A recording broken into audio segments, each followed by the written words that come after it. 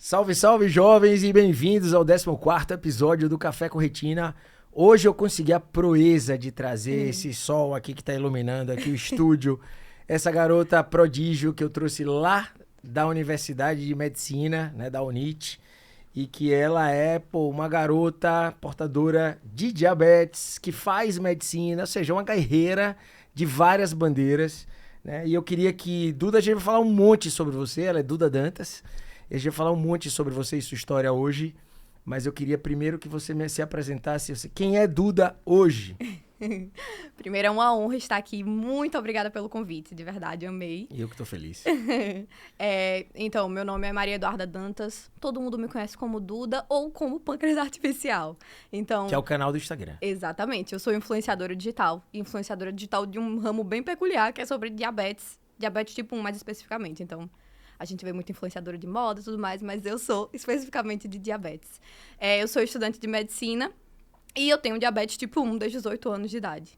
E quando a gente tem esse diagnóstico, é um diagnóstico que toma grande parte da nossa vida, que molda muito nossas escolhas, e é inevitável isso. Então, eu decidi criar o Instagram para compartilhar sobre isso. E aí, uma coisa acabou levando a outra, e foi o Instagram que me fez entrar em medicina. Sério? Foi o Sério. Instagram? Foi.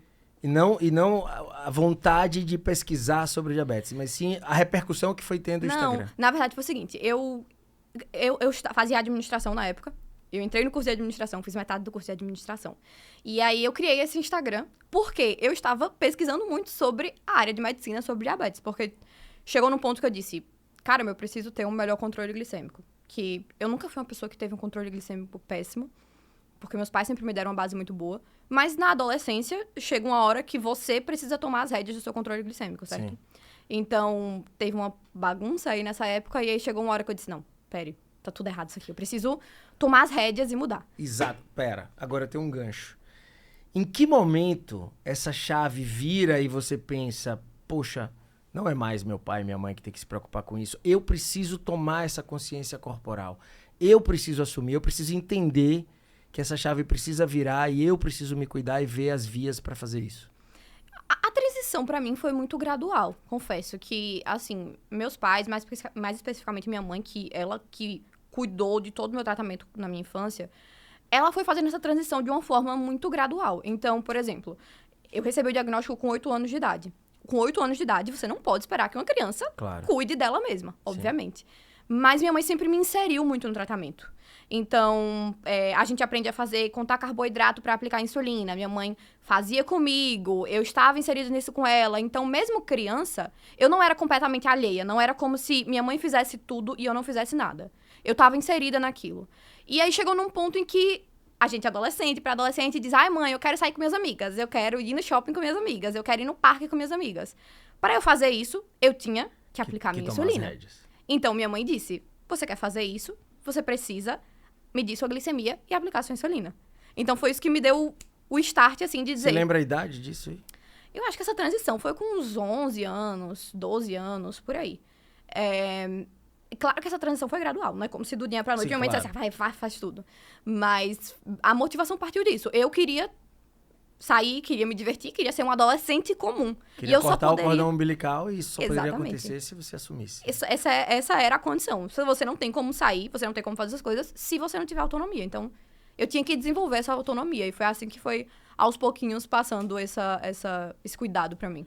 E em que momento, já que você disse que isso foi antes da faculdade de medicina, em que momento você pensou assim, gente, eu tô fazendo isso de uma forma muito bacana e eu preciso passar para outras pessoas? Então, na adolescência, né, assim, a adolescência sempre tem um período de rebeldia. Isso é muito comum. Se todo mundo que conhece alguém que tem diabetes, tipo 1, que é diabético desde a infância, sabe que essa pessoa tem um período de rebeldia na adolescência, né? Então, eu tive esse período um pouco rebelde, não Mas muito. eu acho que isso não é privativo de quem tem diabetes, não. É, Todo não, mundo tem uma rebeldia na adolescência. Então, exatamente. Só que quem tem diabetes tem a adolescência, que já é rebeldia por si só, com o diabetes Mais tipo 1. diabetes. Entende? Então, é uma coisa a mais. E aí, depois desse período de rebeldia meu, que nem foi tanto assim, mas eu tive um certo período de rebeldia, eu disse, não, eu vou começar a me cuidar. Preciso melhorar meu controle glicêmico. Como é que eu vou fazer isso? E aí, eu me deparei com o ponto que eu precisava ter conhecimento pra isso. Eu não podia... Eu tinha bons médicos. nutricionista. Eu tinha uma boa equipe de saúde. Sempre, eu tenho muita sorte que eu sempre fui muito bem amparada pelos profissionais. Mas só ter bons profissionais não resolve o problema. Seria muito bom se resolvesse, mas eu estaria mentindo se falasse que isso resolve. Porque a pessoa com diabetes, ela tá com um profissional uma vez a cada 3 meses. Se for muito, ela vai no endocrinologista. Uma vez a cada 6 meses. E no resto dos dias, ela tá lidando com diabetes sozinha. Não tem como você ficar mandando mensagem pro seu endocrinologista toda hora perguntando o que vai fazer. Sim. Então, nesses dias, você precisa saber o que você tem que fazer. O que eu vou fazer quando minha glicemia subir? O que eu vou fazer quando minha glicemia descer? O que eu vou fazer se eu quiser comer tal coisa? Se eu quiser variar minha alimentação? O que eu tenho que priorizar na minha alimentação? Então, diante disso, eu comecei a correr atrás de informação. E aí, nessa época, eu tava fazendo administração. E eu passava muito tempo estudando sobre isso, porque eu comecei a estudar, eu comecei a ter resultados bons no meu controle glicêmico, e eu queria estudar mais, eu queria entender mais, eu comecei a achar aquilo muito interessante.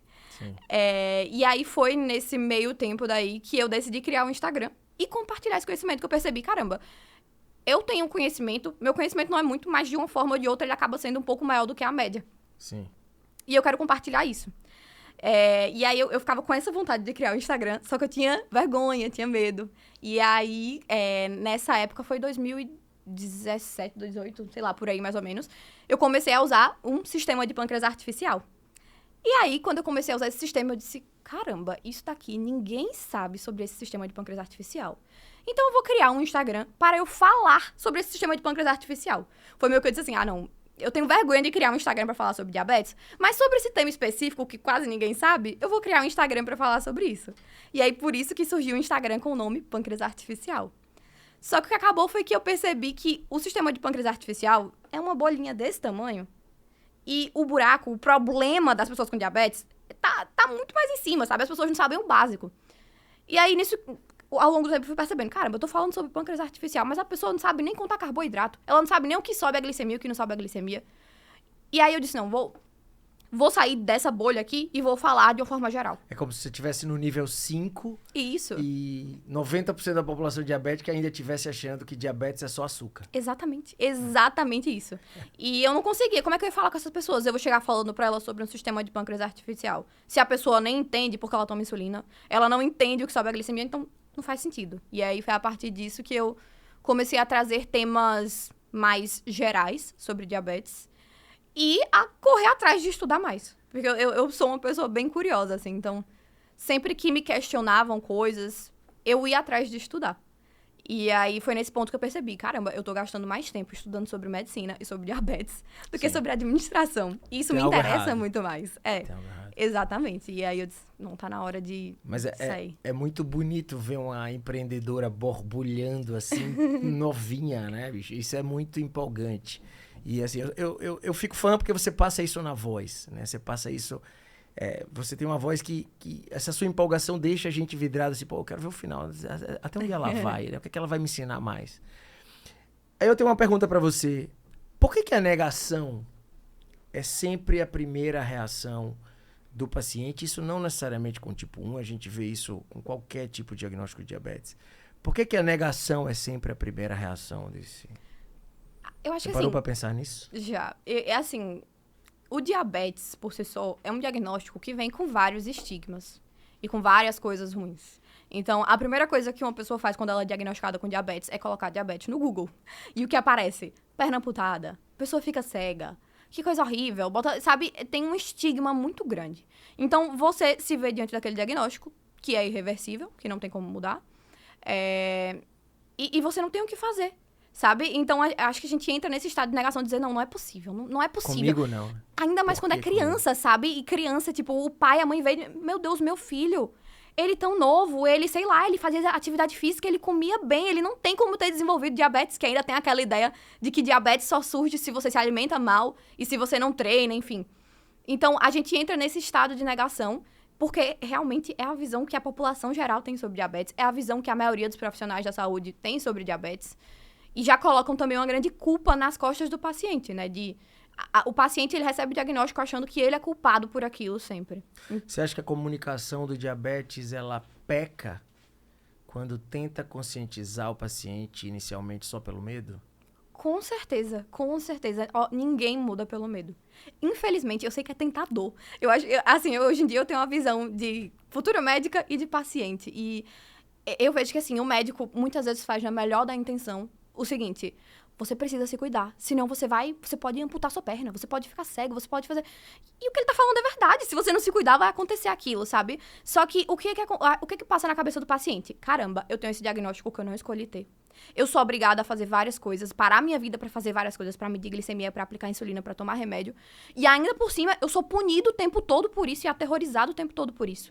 Então, o médico, ele sai dessa posição de cuidador, nesse momento, e passa a ser a sombra do paciente, o terror do paciente. Sabe? Você fica vivendo com medo, lembrando do médico falando, você vai ficar cego, você vai perder a perna, sabe? Então, é muito ruim você botar mais peso em uma pessoa que já tá cheia de peso. Sim. E o efeito costuma ser o oposto. A gente pensa que a pessoa vai ter medo e vai seguir, mas na maioria das pessoas o que acontece é exatamente o oposto. E isso é uma das coisas que leva a esse estado de rebeldia. Poxa, nossa, não queria isso. Não queria ter que fazer tudo isso. Não e ainda mereço, por não cima, é comigo. Exatamente. E ainda por cima, você é punido por isso, com a complicação, sabe? Então, é muito difícil. E eu sei que é tentador pro médico falar isso, mas não é a melhor maneira. Tá, depois a gente vai conversar um pouquinho sobre como você acha que deve ser essa educação em diabetes. Mas eu vou aproveitar esse gancho e às vezes eu pego uns pacientes e às vezes eu tô passando essa conscientização, né? Uhum. E meu pilar sempre procura terminar na complicação. Eu sempre vou pela qualidade de vida, pelo amor ao corpo, pelo Sim. amor ao seu habitat, pelo amor ao que te faz realizar seus sonhos, né? Quer se cuidar, quer ter amor próprio, quer fazer atividade física, quer ter uma alimentação saudável. Eu sempre vou por aí para depois chegar. Mas às vezes eu olho na cara do paciente e eu percebo assim aquela nuvenzinha daquele olhar para cima e dizer, meu Deus, mais um cara me dizendo as Sim. mesmas coisas que eu já sei. Ou quando o acompanhante dele se mete Pior ainda. e ele reage com raiva, como se dissesse assim, porque o paciente diz logo, ele não se cuida. O Sim. paciente sempre taxa, né? Machuca o acompanhante, na verdade, né?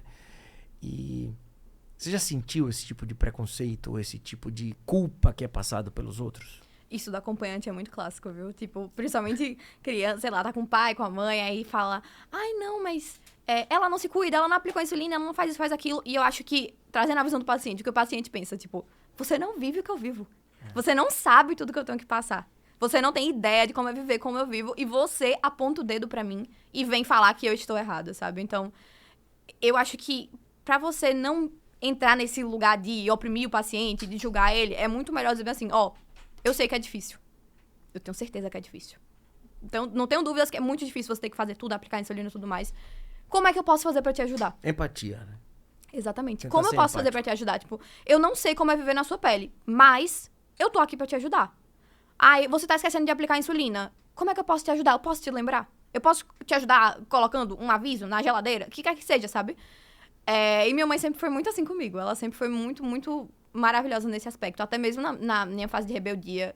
Ela sempre fez muita questão de não ser a pessoa que apontava o dedo e dizia, você está errada, você não está fazendo isso. E falar, filha, vamos fazer isso? Isso é importante pra você.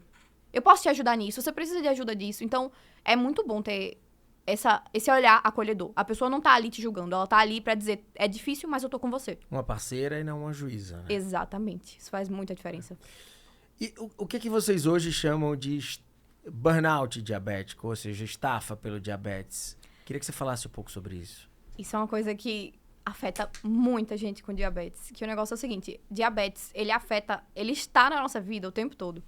E quem não tem diabetes, às vezes não tem a visão de que, por exemplo, eu estou o tempo todo pensando, quanto será que tá a minha glicemia? Se eu tiver hipoglicemia, será que eu tenho uma bala pra eu sair de uma hipoglicemia? Quando eu olho para um prato, eu vejo a quantidade de carboidratos dele. Eu penso em quanto de insulina eu vou tomar. E é quase involuntário isso. Então, a gente tá, grande parte do tempo, pensando sobre o diabetes. E não é algo que a gente tem como tirar. Ninguém tem como dizer pra você parar de pensar no diabetes. Então, por exemplo, se a pessoa tem um burnout do trabalho, o que é que ele vai dizer? Olha, vamos diminuir um pouco a carga de trabalho, vamos te dar uma folga. E do diabetes? Sim. Você não tem folga. Não tem folga. Então, não tem como parar o tratamento. E isso acaba levando a uma exaustão. Porque, no final das contas, a gente não tem apenas o diabetes. A gente tem toda a nossa vida mais o diabetes. Então, a pessoa é mãe, é pai, trabalha, estuda tem um filho, sei lá, e tem um diabetes. Então é muita coisa a mais. É uma carga a mais que a gente tem que levar. E isso acaba sendo muito exaustivo, porque a gente não tem como tirar essa carga, sabe? E dentro desse contexto, eu acho que você colocar mais peso no diabetes, levar o diagnóstico de uma forma mais pesada, é algo que acaba facilitando até esse burnout, sabe? Então, não tem como tirar esse peso, não tem como tirar o tratamento. O que a gente pode fazer para diminuir esse burnout é tentar encarar as coisas de uma forma mais leve. E é o que eu tento fazer, sabe? Tem dias, aliás, às vezes as pessoas acham que eu vivo uma vida perfeita, incrível, em que eu acordo com vontade de aplicar insulina e comer saudável e comer um ovo cozido com café purão. E eu não acordo assim todos os dias. Tem dias que eu acordo com muita raiva de ter diabetes, que, sei lá, dá tudo errado, minha glicemia sobe um monte e sabe, naquele momento você olha, meu Deus, por que eu? Eu tô de saco cheio disso. Eu tô de saco cheio, sabe? E nesses momentos o que eu tento fazer é, sabe, não deixar o tratamento de lado, sempre fazer pelo menos o básico, medir a glicemia, aplicar insulina, mas buscar fazer outras coisas que eu gosto além do diabetes, sei lá. Ou seja, talvez aliviar um pouco a cobrança de você sobre você mesmo. Né? Exatamente. E fazer coisas além do diabetes, sabe? Tipo, às vezes as pessoas acham que felicidade se resume a, sei lá, comer um bolo, um pote de sorvete, sabe? E tem tanta coisa além do diabetes que a gente pode fazer pra aliviar essa carga, pra gente descarregar. Tipo, vai pra praia, sai com seus amigos, vá no cinema, sei lá, o que quer que seja, sabe? Fazer coisas além do diabetes é algo que me ajuda a sair um pouco desse estado de exaustão que, vez ou outra, a gente tem. Mas o burnout do diabetes é muito real e afeta muita gente mesmo. Tá. Duda, todo mundo está acostumado a ouvir sobre os pilares do tratamento do diabetes, atividade física, endocrinologista passando sua medicação adequada e monitorando sua glicemia, um aspecto nutricional importante, enfim, e o acompanhamento multidisciplinar. Mas eu quero saber, Duda, na prática, o que Duda fez da vida dela, no controle dela do diabetes, para hoje conseguir ter a qualidade de vida que você promove a você mesmo? Na prática, da hora que você acorda, a hora que você vai dormir, como é a sua rotina? Eu vou dizer uma coisa pra você. A maior chave para eu ter o bom controle que eu tenho hoje, manter isso no longo prazo, e principalmente não ficar maluca com isso, é de automatizar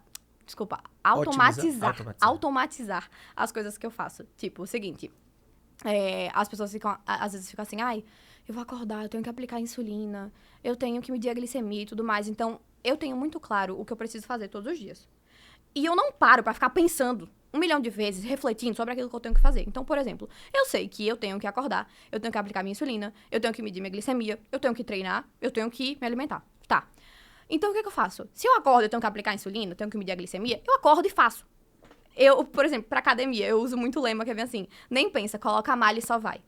Sabe, quando dá o horário de eu ir pra academia, eu não fico pensando, ai, porque hoje o clima tá feio. Ai, porque hoje eu tô sem vontade. Ai, hoje meu braço tá doendo. Ai, hoje minha perna tá cansada. Sabe, eu boto a malha e vou. Eu torno automático aquilo que precisa ser feito. Então, se eu preciso fazer aquilo, eu vou fazer sem pensar muito. Eu brinco que só dói até o banheiro. Do banheiro pra frente, você acorda e vai. Exatamente, sabe? Então, é isso. Eu torno automático as coisas que precisam ser feitas. Eu acordo todo dia, eu boto meu café, meu ovo cozido pra cozinhar, como meu ovo. Antes, às vezes, vou pra academia, ou então vou pra academia antes de ir almoçar, sabe? Eu simplesmente vou colocando as coisas no automático. A mesma coisa também com estudar. Tipo, pô, a gente na faculdade de medicina tem que estudar muito. E é um saco você estudar todo dia. Ninguém gosta de estudar todo dia. Então eu boto no automático. Ah, eu tenho que fazer. Senta a bunda na cadeira e estuda, sabe? Tornar automático essas coisas. Mas a tecnologia te ajudou nesse monitoramento. Com certeza, né? Com certeza. A tecnologia é uma das coisas que tiram a carga do diabetes, né? Sem dúvida alguma.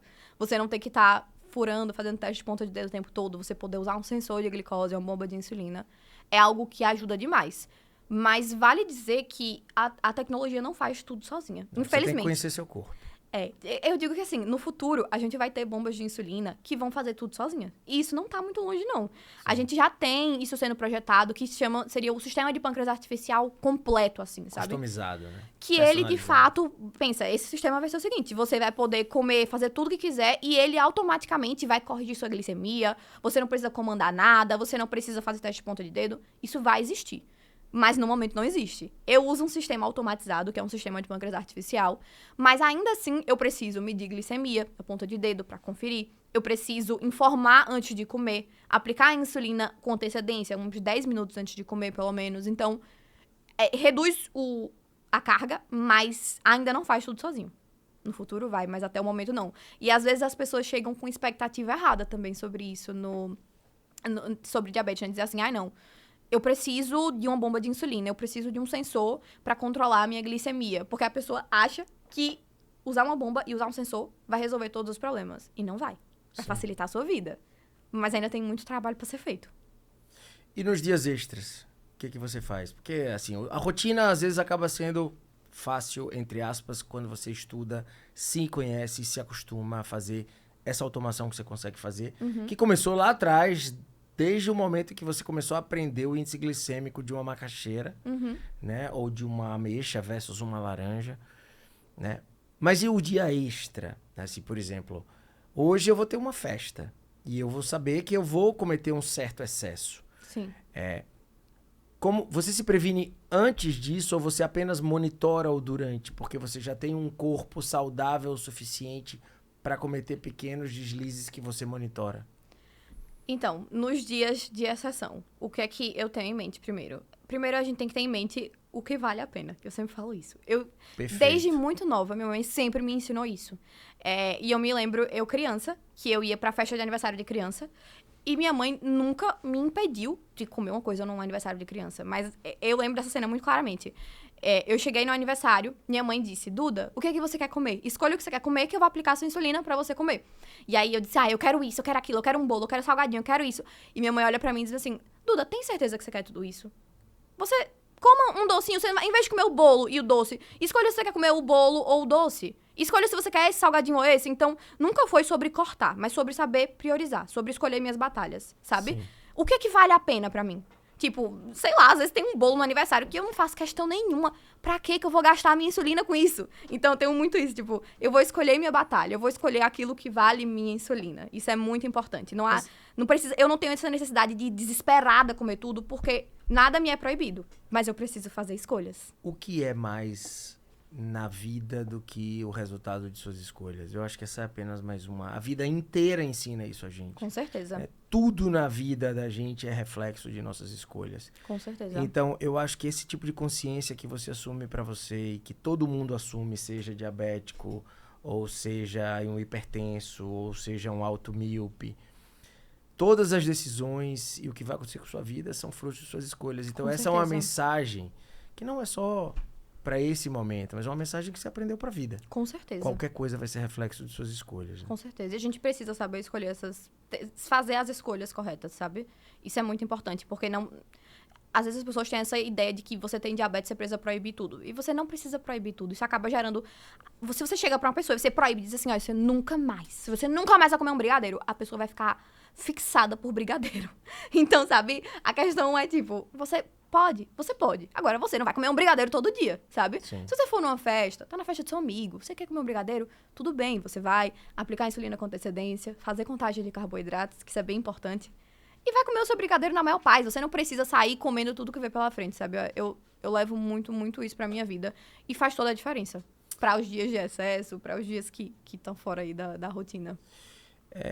Eu costumo entender que o médico, sobretudo o endocrinologista, o clínico que acompanha o paciente diabético, ele é uma espécie de maestro. Talvez você venha até discordar um pouco disso, e eu vou te perguntar, mas eu visualizo ele como um maestro que a cada 3 meses ali vai te ver, vai saber se a orquestra tá andando bem, se você tá no nutricionista, se você fez atividade física, se você tá acompanhando com oftalmo, se você tá vendo se o pé tá bacana, se o vascular tá ok. Você acha que hoje o seu endócrino, isso aí eu tô perguntando não só a Duda, mas a estudante de medicina. Alguma coisa sendo estudante de medicina mudou nessa sua visão? Você acha que você é o seu maestro? Ou você acha que o médico ainda tem que ter esse papel de maestro? Assim, atualmente eu tenho uma autonomia muito boa no tratamento, sabe? E eu tenho uma visão que é a seguinte... Eu acho que eu como futura médica, a minha missão é que o meu paciente, ele consiga ter autonomia no tratamento dele. Quando você pega um paciente que tem diabetes e ele consegue entender e dizer pra você, doutor, minha insulina aqui tá alta, provavelmente. Estou tendo hipoglicemia em tal horário. Ou, doutor, ó, isso daqui, essa refeição aqui, quando eu faço esse tipo de refeição aqui, isso aqui não dá certo. Sabe, quando o paciente chega com essa autonomia, ele começa a entender as noções básicas, isso é tão incrível. O que eu quero é que o meu paciente, ele, entre aspas, né, não dependa de mim. Claro que você precisa ir no endocrinologista, mas você ter um paciente que tem um conhecimento é algo muito libertador pro paciente. Porque ele não vai mais ficar paralisado. Imagina, ele tá com a dose errada de insulina. Aí ele vai demorar 2 meses pra ir pro médico. Ele vai passar 2 meses sofrendo por isso, sabe? Então, quando você tem um paciente que sabe identificar as coisas, talvez mandar uma mensagem, doutor, tá acontecendo isso, vamos ajustar rapidinho, resolve as coisas mais rápido, sabe? Então, eu vejo muito mais o médico como, não sei se bem um maestro, tudo bem, pode ser considerado um maestro, você chega lá pra dar aquele retoque final, sabe? Mas mais como um guia, porque o que eu quero ser para os meus pacientes é isso. Eu quero ser um guia e eu não quero que meu paciente fique dependendo de mim. Você quer ensiná-los a ser o maestro da própria vida. Exatamente. Eu não quero que o meu paciente dependa de mim para entender as coisas do diabetes dele. Cara, quando você pega um paciente que entende do próprio diabetes, é um negócio muito incrível. A pessoa... E isso ajuda até na aceitação, em seguir o tratamento. É muito mais fácil você seguir um tratamento quando você entende o porquê. É muito difícil você seguir ordens. Aplica insulina 15 minutos antes de comer. A pessoa fica, tenho que aplicar 15 minutos antes de comer. Mas ela não sabe porquê. Ela não sabe como isso impacta na vida dela. Ela não sabe que diferença faz isso pra ela. Então, isso só é uma ordem. Sim. Mas a partir do momento que ela entende por que tá aplicando, eu tô aplicando 15 minutos antes porque eu tô usando uma insulina ultra rápida. Porque o carboidrato vai começar a agir mais rápido do que a insulina se eu não aplicar 15 minutos antes. Porque isso vai me dar um sobe e desce de glicemia. E principalmente, esse sobe e desce de glicemia depois da refeição vai me deixar cansado, vai me deixar sonolento. Eu não vou render na aula, eu não vou render no meu trabalho, sabe? Então, a pessoa começa a entender por trás e é muito mais fácil seguir. Eu, pelo menos, tenho grande dificuldade em seguir ordens que não fazem sentido nenhum, sabe? Mas quando tem um sentido, você entende tudo, as coisas se encaixam e fica mais fácil de seguir. Por que ainda é tão difícil para o paciente ter acesso a essa monitorização instantânea da glicemia e também do uso da bomba baseada nesses valores, nesses gráficos de monitorização? Ainda é o custo disso? Com certeza é o custo. O custo é muito alto. A gente tá falando, um sensor de glicose custa 289 e ele dura 14 dias. Uma bomba de insulina, acho que deve estar em torno de uns 12 mil a bomba, mas você pega insumo mensal, que é mais que R$1.000, então é um custo muito alto. E é possível conseguir isso por via judicial, então pega um advogado e pode tentar conseguir pelo SUS ou pelo plano de saúde, mas ainda assim existe uma barreira muito grande, sabe? Porque a gente observa que a diferença é gigantesca na sua capacidade de se conhecer. Com certeza. Porque a grande maioria não é assim. O sensor de glicose é incrível. A grande maioria vai lá, simplesmente faz a insulina, como você disse, sem saber o que vai acontecer, sem ter noção do que vai comer ainda, se é 15 minutos antes ou se não é 15 minutos antes, se esquece, enfim. Exatamente. É muito aleatório, né? E quando você usa um sensor de glicose, você começa a enxergar coisas que você não via antes. Então, se a pessoa não aplicava a insulina 15 minutos antes, ela nem via o que acontecia. Aí, quando você pega o sensor de glicose, você vê sua glicemia subindo e depois descendo. Aí você fica, caraca, eu devia ter aplicado 15 minutos antes. Então, faz a gente ter uma visão melhor e fazer o que precisa ser feito, sabe? Então era por isso que eu achava que a minha glicemia era controlada e minha glicada nunca dava boa. Exatamente. A minha glicada era ótima, porque eu media minha glicemia de manhã cedo, e minha glicemia de manhã cedo dava 99, 90, tava ótima. E ao longo do dia a glicemia sobe e desce, sobe e desce. Ou seja, esse é um recado, né? Buscar a tecnologia, seja por vias pessoais ou judiciais, porque isso teve um impacto... Com certeza. Totalmente distinto na sua vida e na sua qualidade de vida, na verdade, né? Com certeza, sem dúvida alguma. Bom, ô Duda, a gente percebe que você tem uma força no que você faz muito grande, você influencia pessoas e deve melhorar a qualidade de vida de muita gente. Mas antes você precisava enxergar a força que saía de você. Hoje você tem uma nova carga, a de saber que as pessoas já esperam essa força de você. E não é fácil. Né? O que ainda te emociona? O que ainda te dá medo? O que ainda, de vez em quando, faz você fraquejar? Eu acho que, assim, a carga do tratamento, ela tá pra todo mundo. E pra mim também. Então, tem épocas que seguir o tratamento é muito mais difícil do que em outras épocas. E eu tenho noção disso. Mas, assim, uma coisa que eu acho muito legal lá no Instagram é que, muitas vezes, quando eu mostro as minhas fraquezas, as pessoas... elas não tendem a julgar, elas tendem a abraçar, sabe? Sim. Porque no final das contas tá todo mundo nessa, todo mundo na mesma. Então elas tendem a abraçar e dizer, tá, tudo bem, vai dar certo. Isso, vai ser acaba melhor humanizando depois. o que você passa. Com certeza. E eu não sou uma pessoa eu não tenho nenhuma intenção de parecer perfeita, de parecer ser uma pessoa que não erra, de parecer ser uma pessoa que tem glicemia perfeita.